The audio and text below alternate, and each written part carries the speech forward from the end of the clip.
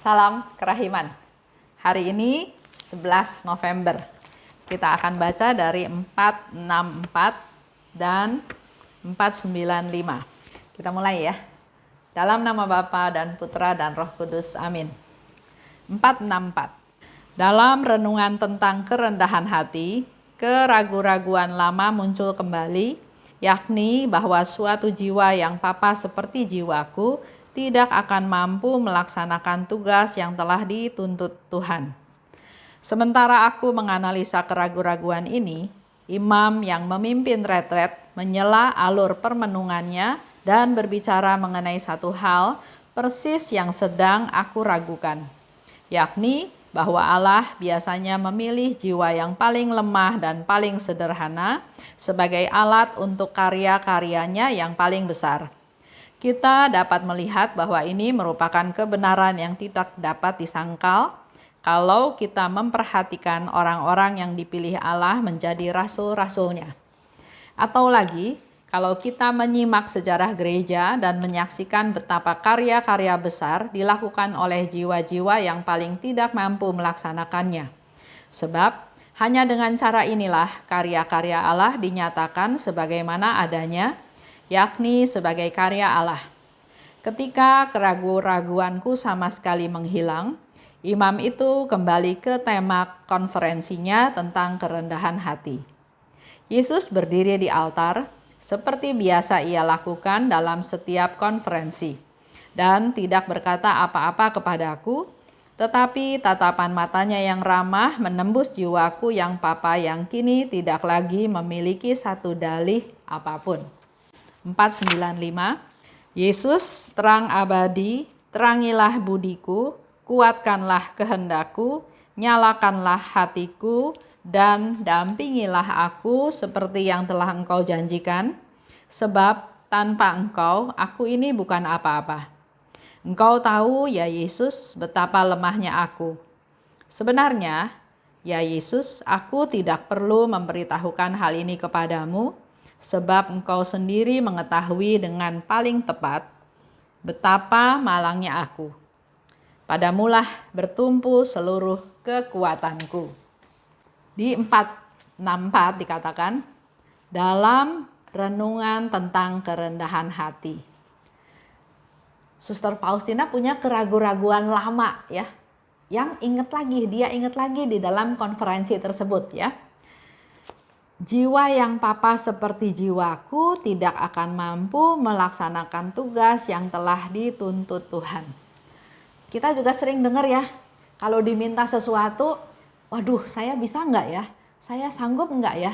Saya sebetulnya enggak bisa, kenapa kamu suruh saya? Yang sederhana aja ya, diminta jadi anggota KUR, enggak lah suara saya jelek. Diminta jadi lektor, enggak saya enggak bisa ngomong di depan umum, saya malu. Diminta jadi pemasmur, waduh saya nggak bisa. Jadi banyak permintaan-permintaan yang kita tolak karena kita ragu, bisa nggak ya? Sebetulnya saya bisa nggak gitu ya? Apalagi di sini Suster Faustina bilang, saya ini papa, saya ini bukan siapa-siapa ya. Saya mana mungkin mampu melaksanakan tugas yang dituntut oleh Tuhan. Nah, keraguan-raguan itu muncul kembali dikatakan ya. Tapi tiba-tiba imam yang sedang memimpin konferensi tersebut menyimpang dari apa yang sedang dibicarakan, tiba-tiba dia ngomong sesuatu yang lain. Ya, di dalam retret itu dia ngomong sesuatu yang lain yang menyimpang dari topik, tapi justru kata-kata itu sangat menjadi satu jawaban buat Suster Faustina. Ya, tiba-tiba ia berkata katanya bahwa Allah biasanya memilih jiwa yang paling lemah dan paling sederhana sebagai alat untuk karya-karyanya yang paling besar. Ya. Jadi kalau kita bayangkan, Suster Faustina sedang timbul keraguan-raguan, saya ini siapa Tuhan? Mana mungkin saya bisa lakukan karya kamu yang begitu besar? Saya ini papa, saya ini nggak berdaya. Tiba-tiba pastor itu bilang, Tuhan memakai orang yang paling lemah dan paling sederhana untuk jadi alatnya Tuhan. Bahkan untuk karya-karyanya yang besar, bukan karya-karya yang biasa aja. Faustina langsung mendapat jawaban, Tuhan saya papa, saya lemah, tapi kok tiba-tiba dijawab, Justru Tuhan pakai orang-orang seperti itu. Ini merupakan kebenaran yang tidak dapat disangkal. Orang-orang yang dipilih Allah, yang jadi rasul-rasulnya, juga orang-orang sederhana, nelayan, ya. Nah, karya-karya besar dilakukan oleh jiwa-jiwa yang paling tidak mampu melaksanakannya. Contoh ya, yang gampang aja, masak. Suami saya itu kalau masak, nggak tahu dia dapat talenta dari mana, tapi enak. Bukan hanya sekedar memuji ya, bahkan teman-temannya, bahkan mertuanya, yaitu orang tua saya, juga menantunya, saya punya 3 menantu, bahkan cucu-cucunya semua bilang, makanannya, masakannya suami saya itu enak. Lebih enak daripada makan di restoran. Padahal dia nggak ada kursus masak, nggak ada bakat masak, nggak ada les masak segala macam. Tapi dia punya bakat. Yang saya bilang mungkin dia dapat dari mamahnya, karena mamahnya pintar masak ya. Nah kalau dia masak enak, suatu hari dia bilang, oh ini karena karya Tuhan. Orang akan berpikir karya Tuhan atau nggak karya Tuhan, dia memang pintar masak. Misalnya seperti itu ya. Nah, beda dengan saya, contoh. Saya ini nggak bisa masak. Buktinya nggak bisa masak. Pernah satu kali Haryanto bilang begini, kamu masak apa sih? Di dapur setengah jam, kok nggak selesai-selesai? Akhirnya keluar masakan di meja, masakannya nggak enak. Memang saya nggak bisa masak. Nah, suatu hari, mau nggak mau, saya harus masak. Saya juga nggak tahu peristiwanya bagaimana ya, suatu hari saya harus masak. Jadi saya bilang sama Tuhan ya, saya berdoa, Tuhan, saya nggak bisa masak. Tapi mau nggak mau sekarang saya harus masak. Mohon Tuhan berkati mereka-mereka yang akan makan masakan ini.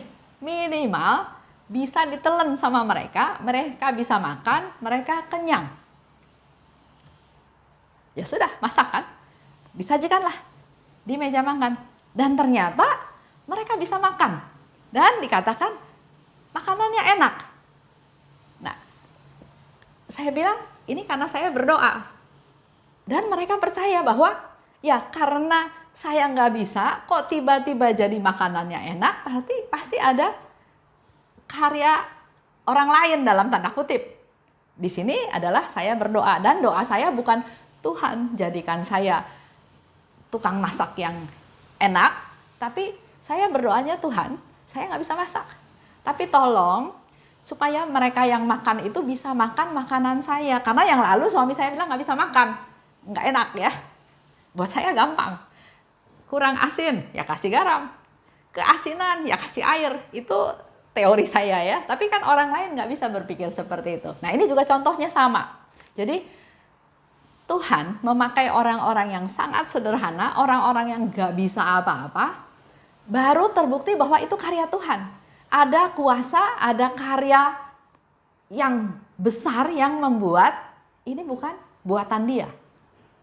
Sehingga di sini dikatakan lagi kan tadi ya bahwa karya-karya besar dilakukan oleh jiwa-jiwa yang paling tidak mampu melaksanakannya. Ini menjadi bukti bahwa ini adalah karya Allah. Sebab dengan cara inilah karya-karya Allah dinyatakan sebagaimana adanya. Kita lihat Suster Faustina. Dia sekolahnya cuma sampai kelas 3 SD. Dia nggak pernah tahu tentang teologi, dia nggak pernah tahu tentang filsafat ya. Dia biarawati tingkat 2, bukan biarawati tingkat 1 di kongregasinya.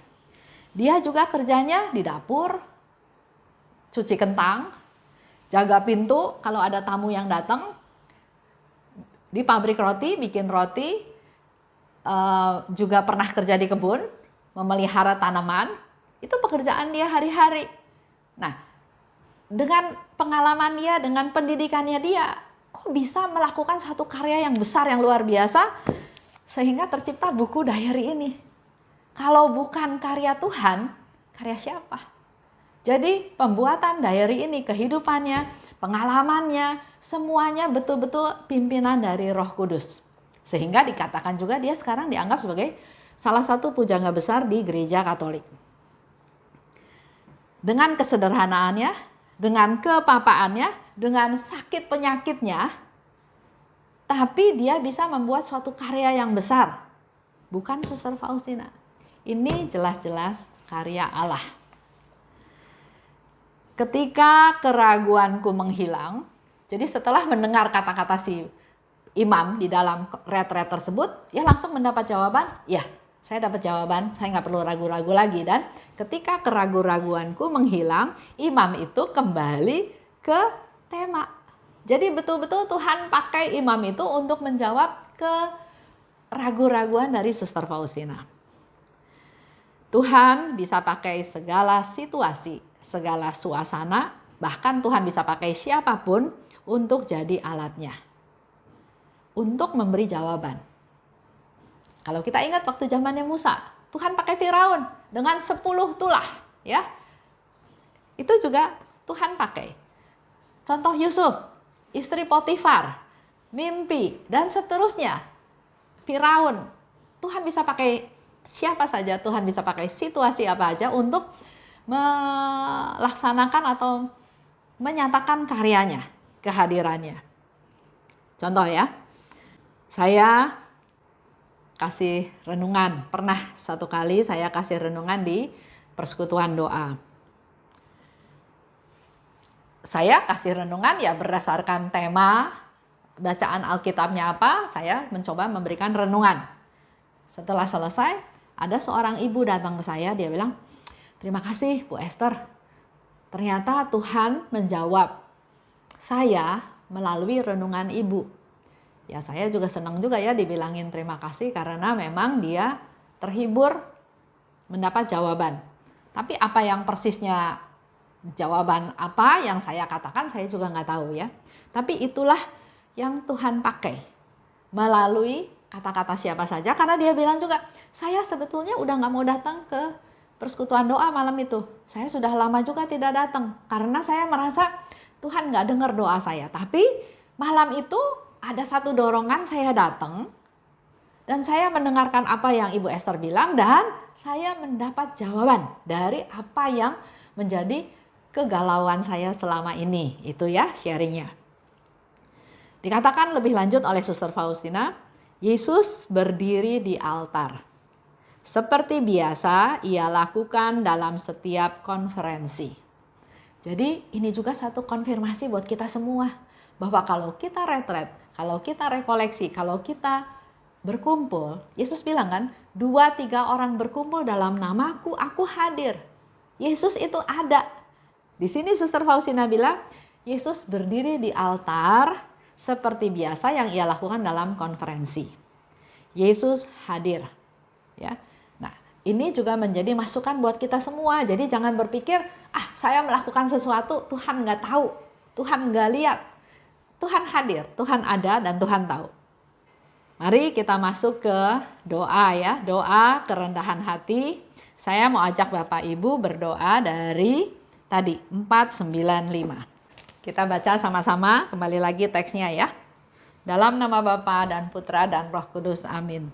Yesus, terang abadi, terangilah budiku, kuatkanlah kehendakku, nyalakanlah hatiku, dan dampingilah aku seperti yang telah Engkau janjikan. Sebab tanpa Engkau, aku ini bukan apa-apa. Engkau tahu ya Yesus, betapa lemahnya aku. Sebenarnya ya Yesus, aku tidak perlu memberitahukan hal ini kepadamu, sebab Engkau sendiri mengetahui dengan paling tepat betapa malangnya aku. Padamulah bertumpu seluruh kekuatanku. Yesus, Engkau andalanku. Amin. Dalam nama Bapa dan Putra dan Roh Kudus, amin. Salam kerahiman.